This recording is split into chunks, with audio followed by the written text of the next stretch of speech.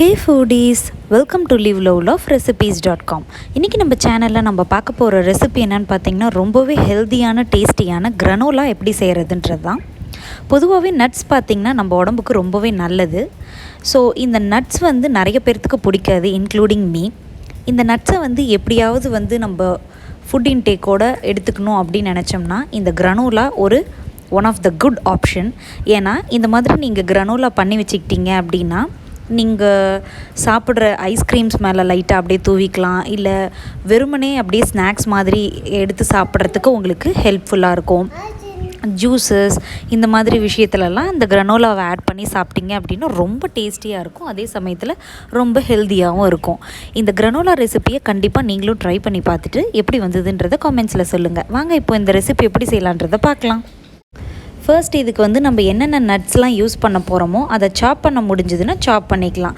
இல்லை உங்களுக்கு ஃபுல்லாகவே வேணும் அப்படின்னா நீங்கள் ஃபுல் நட்டு அப்படியே யூஸ் பண்ணிக்கலாம். நான் இன்றைக்கி எடுத்துருக்கிறது பார்த்திங்கன்னா வால்நட்ஸ் எடுத்திருக்கேன். அது கொஞ்சம் பெரிய பெரிய சைஸில் இருக்கும் அப்படின்றதுனால அதை நான் முடிஞ்ச வரைக்கும் அப்படியே ரெண்டாக கட் பண்ணி அழகாக எடுத்துக்கிட்டேன். அதே மாதிரியே ஆல்மண்ட்ஸையும் சின்ன சின்னதாக கட் பண்ணிக்கிட்டோம் அப்படின்னா நம்மளுக்கு எடுத்து சாப்பிடும்போது ஒரு ஹேண்ட்ஃபுல்லாக எடுத்து சாப்பிடும்போது நல்லாயிருக்கும். இப்போ ஒரு பவுலில் ஒரு ஃபுல் கப் அளவுக்கு ரோல்டு ஓட்ஸ் எடுத்திருக்கேன். இந்த ரெசிபிக்கு கண்டிப்பாக ரோல்டு ஓட்ஸ் தான் யூஸ் பண்ணணும், இன்ஸ்டன்ட் ஓட்ஸ் யூஸ் பண்ணக்கூடாது. அதே கப்பில் 1/4 கப் அளவுக்கு கட் பண்ணி வச்சுருக்கிற வால்நட்ஸ் ஆட் பண்ணியிருக்கேன். 1/4 கப் அளவுக்கு பம்கின் சீட்ஸ் ஆட் பண்ணியிருக்கேன். இப்போது 1/4 கப் அளவுக்கு சாப் பண்ணி வச்சுருக்கிற ஆல்மண்ட்ஸ் ஆட் பண்ணியிருக்கேன். இப்போது 1/4 கப் அளவுக்கு சன்ஃப்ளவர் சீட்ஸும் ஆட் பண்ணியிருக்கேன். உங்களுக்கு கிரான்பெரிஸ் இந்த மாதிரி வேறு ஏதாவது ட்ரை ஃப்ரூட்ஸ்லாம் வேணும்னா கூட நீங்கள் ஆட் பண்ணிக்கலாம், நல்லாயிருக்கும். இப்போ இது எல்லாத்தையுமே நல்லா ஒரு தடவை கலந்து விட்டுறலாம். இப்போது இதெல்லாம் நல்லா மிக்ஸ் பண்ணி விட்டதுக்கு அப்புறமா இதுக்கு நம்ம ஒரு சிரப் ரெடி பண்ணணும். அந்த சிரப்பில் இதை நம்ம போட்டு மிக்ஸ் பண்ண போகிறோம். இப்போது இந்த சிரப்புக்கு ஒரு பவுலில் 1/4 கப் அளவுக்கு இருக்கிற ஃப்ளேவர்லெஸ் ஆயில் ஏதாவது ஆட் பண்ணிக்கலாம். நான் இன்றைக்கி வெஜிடபிள் ஆயில் எடுத்திருக்கேன்.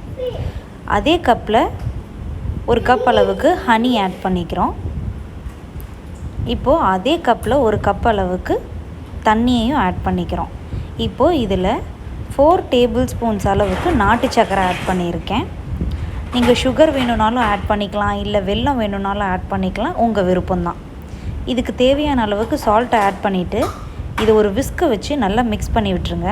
நம்ம ஆட் பண்ணுற நாட்டு சர்க்கரையோ வெல்லமோ இதெல்லாம் நல்லா கரைஞ்சாதான் நம்மளுக்கு டேஸ்ட் கொடுக்கும். அதனால் எல்லாம் நல்லா கரையிற அளவுக்கு மிக்ஸ் பண்ணிக்கோங்க. இது 1 or 2 மினிட் அளவுக்கு மிக்ஸ் பண்ணிக்கோங்க. இப்போ பார்த்திங்கன்னா தெரியும், எல்லாம் நல்லா கலந்து கலரே சூப்பராக ஹனி கலரில் வந்துடுச்சு பார்த்திங்களா. இப்போது இந்த மிக்ஸை ரெடி பண்ணி வச்சாச்சு. இப்போது நம்ம ரெடி பண்ணி வச்ச மிக்ஸை இந்த நட்ஸில் கொஞ்சம் கொஞ்சமாக ஊற்றி எல்லாத்தையும் நல்லா கலந்து விட்டுருக்கலாம்.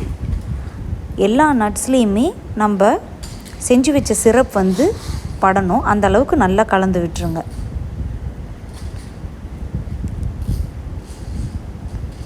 இப்போது இதெல்லாம் நல்லா கலந்து விட்டதுக்கப்புறமா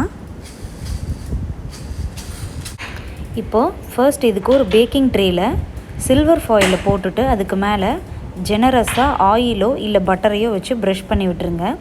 ஏன் அப்படின்னா நம்ம ஆட் பண்ணியிருக்கிற ஹனி இருக்குது இல்லையா, அது அப்படியே கீழே போய் ஒட்டிக்கும் பேக்கான உடனே. அது கூடவே நம்ம ஆட் பண்ணியிருக்கிற நட்ஸ் எல்லாம் ஒட்டிக்கிச்சு அப்படின்னா வேஸ்ட்டாக போயிடும் இல்லையா. அதனால் ஜெனரஸாக ஆயில் ஆர் பட்டரை யூஸ் பண்ணி நல்லா ப்ரஷ் பண்ணி விட்டுட்டு அதுக்கப்புறமா நம்ம செஞ்சு வச்சுருக்கிற நட்ஸை இதில் ஆட் பண்ணிடலாம். எல்லா நட்ஸையும் பவுல்லேருந்து ட்ரேக்கு ட்ரான்ஸ்ஃபர் பண்ணதுக்கப்புறமா இதை நல்லா ஸ்ப்ரெட் பண்ணி விட்டுறணும். இது இந்த மாதிரி நல்லா ஸ்ப்ரெட் பண்ணி விட்டால் மட்டும்தான் நம்மளுக்கு பேக் ஆகும்போது ஈவனாக பேக் ஆகி ஒரே மாதிரி கலர் சேஞ்ச் ஆகி கிறிஸ்பியாக கிடைக்கும்.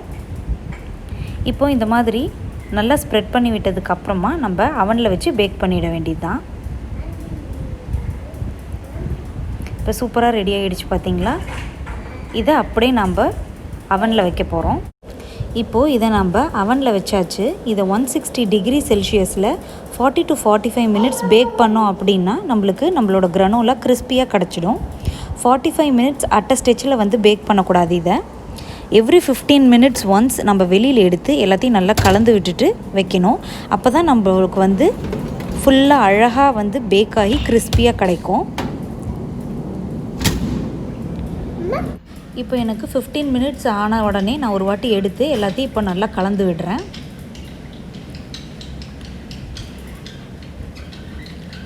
இப்போ ஃபுல்லாக இந்த மாதிரி கலந்து விட்டுட்டு மறுபடியும் வந்து நம்ம பேக் பண்ணணும். இந்த மாதிரி 3 தடவை நான் வந்து வெளியில் எடுத்து இந்த மாதிரி நல்லா பெரட்டி விட்டுட்டு அதுக்கப்புறம் உள்ளார வச்சு பேக் பண்ணேன். எனக்கு சூப்பர் கிறிஸ்பியாக கிடச்சிது. இப்போ மறுபடியும் நம்ம உள்ளார வச்சு 15 மினிட்ஸ் பேக் பண்ணி எடுக்க போகிறோம். இந்த மாதிரி நான் 3 டைம் செஞ்ச உடனே உங்களுக்கு நல்லாவே இப்போ கலர் தெரியும். நம்ம முன்னாடி வச்சதுக்கும் இப்போக்கும் எவ்வளோ கலர் சேஞ்ச் ஆகிருக்கு பாருங்கள். நல்லா கிறிஸ்பினஸும் அப்படியே உங்களுக்கு பார்க்கும்போதே தெரியும். அந்த க்ரன்ச் உங்களுக்கு பார்த்தாலே தெரியும். இப்போது வெளியில் எடுத்துட்டு கொஞ்சம் நேரம் ஆற வச்சதுக்கப்புறமா இதை நான் இந்த மாதிரி வெளியில் எடுத்து விட்டேன். எவ்வளோ அழகாக கிறிஸ்பியாக நம்மளுக்கு கிடச்சிருக்கு பார்த்தீங்களா?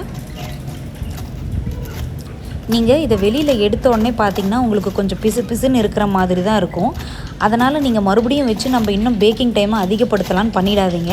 ஏன்னா வெளியில் எடுத்தோடனே இது கொஞ்சம் இந்த பிஸ்கெட்ஸ்லாம் இருக்கும் இல்லையா, அந்த மாதிரி வெளியில் வரும்போது பார்த்திங்கன்னா ஒரு மாதிரி பிசு பிசுன்னு தான் இருக்கும். கொஞ்சம் கூல்டவுன் ஆக ஆக என்ன ஆகிடும்னா நல்லா கிறிஸ்பி ஆகிடும்.